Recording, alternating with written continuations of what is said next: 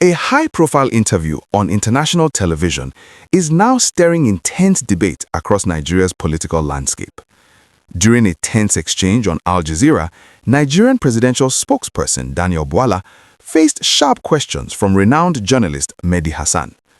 What started as a routine discussion about Nigeria's politics quickly transformed into a moment that many viewers say revealed deeper tensions about governance, security, and democracy in Africa's largest democracy.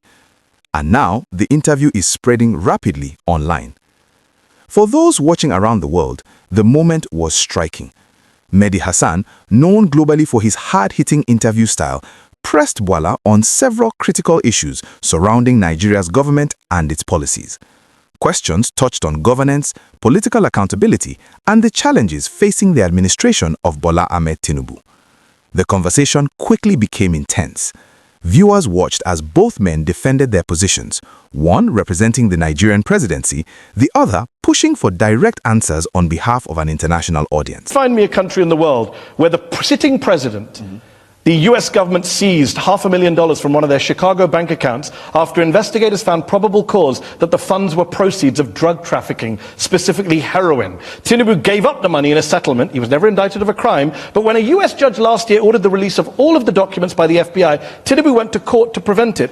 What does he have to hide? The minute a matter is taken to court by right, you have the right to send your lawyer. The fact that you send a lawyer to defend your matter or to go against a motion that is filed before the court is not a conclusive proof of acceptance of the fact he's obviously got something that was to hide. taken to the court. He gave up $500,000, which were probably the proceeds of drug trafficking. I'm glad you used the word probably, but it is not. Go ahead. You said in 2022 that this drug case, quote, conclusively concluded not in favor of Bola because he had to forfeit that money. There is still a cloud around drug-related activity. Cloud? Yeah. Not a conclusion. Okay, so the cloud's still there for a lot of Nigerians. No, the cloud is no longer there. How did it disappear? Because the Nigerian people have moved on with the president. Who said they moved on?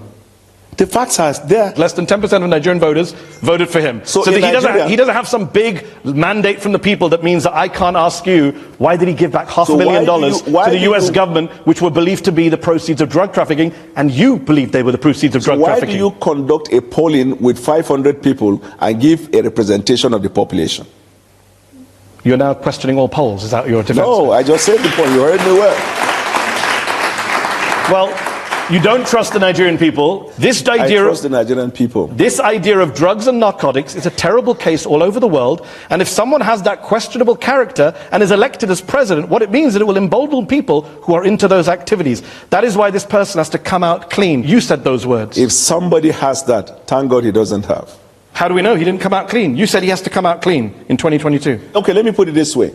This fact was litigated. No, it wasn't. This fact was litigated in the Nigerian court, and the apex court of the land, the Supreme Court of Nigeria, whose decision is not appealable to any court outside Nigeria, held that this case has not been established against him. Your words were that there's still a cloud around them because it was not conclusively concluded. My word in favor and the judgment of the Supreme Court, which one is relevant?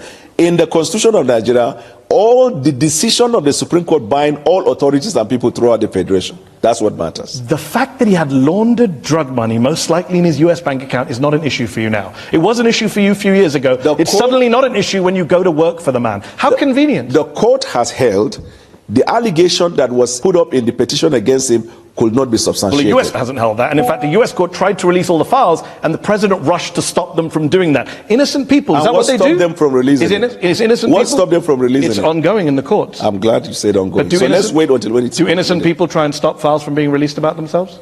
Yeah, sure. Okay. I'm sure the Nigerian people privacy. I'm coming. If a case is taken to court against you, even when you know you are not liable, will you be comfortable that the order of court will permit the release of privacy issue relating to you? Yeah, if people think I have drug money in my bank and I don't, then yes, I would do everything I can to... Unfortunately, people do not. Tinubu is not just super rich. It's what he does with his wealth. In 2019, 2 armored money trucks, bullion vans, were seen going into his house, coming out of his house. Where did that money go? No. Point, did you see the money? Or those who reported, did they see money inside the bullion van? Was there no money in the bullion vans? How am I to know? You said it was money in the vans at the time. I never 2023, February. You said, how could I have known it's a tragedy that I know your words better than you do. There is only one person in Nigeria who is alleged to have moved money through bullion vans, and that person is the presidential candidate. You said that on February 17th on Channels Television 2023. Thank you for notifying me. So where did the money go for the bullion vans? There was no money inside. So why did you say there was? I said there was no money inside. But you said at the time, you said he's the only person to have moved money in bullion vans. When did I say that? What was the event in Nigeria? Oh, so you were lying because it was an election campaign? No, I never said that. I said, how can you prove that just because a bullion van goes into a person's house and comes out that there is money inside? Maybe because people said it was vote buying by Tinubu. Tinubu himself said, I gave money to the people. You know he said that? Yes, I also give money to people. When you give money myself. to people would say that's vote buying. Politicians, rich politicians give poor people money. No, he doesn't give money to people on election day, but he helps people. But people at the time said it was vote buying. Do you agree with that? Who are the people? You said, no, I never ostensibly, said that. I can't believe you still keep walking into this. You said it was done ostensibly for vote buying. Do you agree with Daniel Bwala or not? Please don't lift up a glass of water.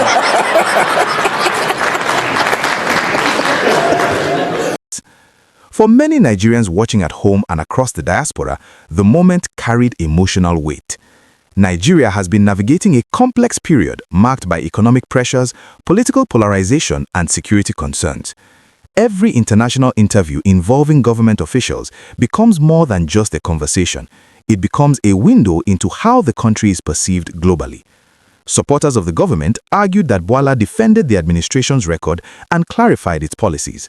Critics, however, believed the interview highlighted unresolved issues that continue to concern many citizens. At the center of the debate were key questions about leadership and accountability. Mehdi Hasan repeatedly pressed for clearer explanations about government decisions and the broader direction of Nigeria's governance. Bwala responded by emphasizing the administration's commitment to reform and national progress.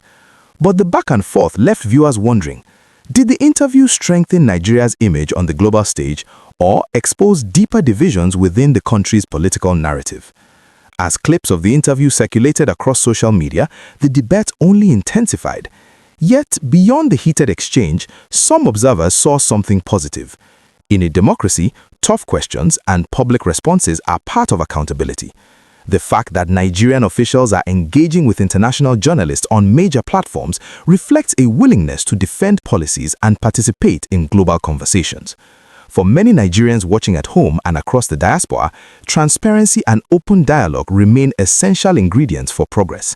And interviews like this, no matter how intense, help bring critical national issues into the public spotlight. Still, the interview also revealed a deeper concern.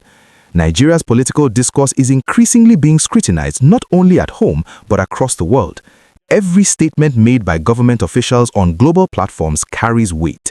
A single interview can shape international perceptions about leadership, stability, and governance. And for a country seeking economic investment and diplomatic influence, those perceptions matter. The fear in some analysts is that contentious exchanges could amplify political tensions rather than resolve them. There is also an interesting irony in moments like this. International interviews are often intended to project confidence and clarity about a government's direction.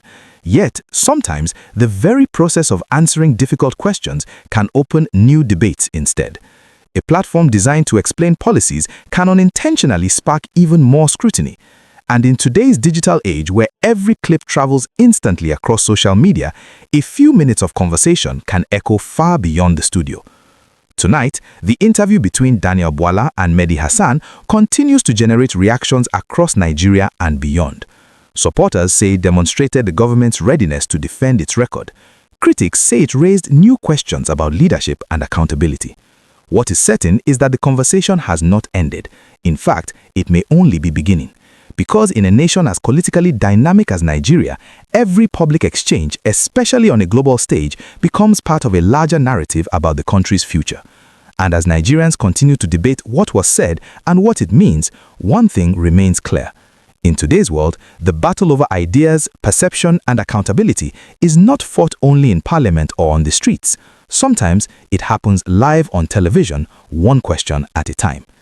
If you want real discussions about Nigeria's politics, global interviews, and breaking developments, make sure you subscribe to the channel, turn on notifications, like this video to support independent news analysis, and share it with friends who want to stay informed. Your support helps us continue educating Nigeria through verified news and analysis.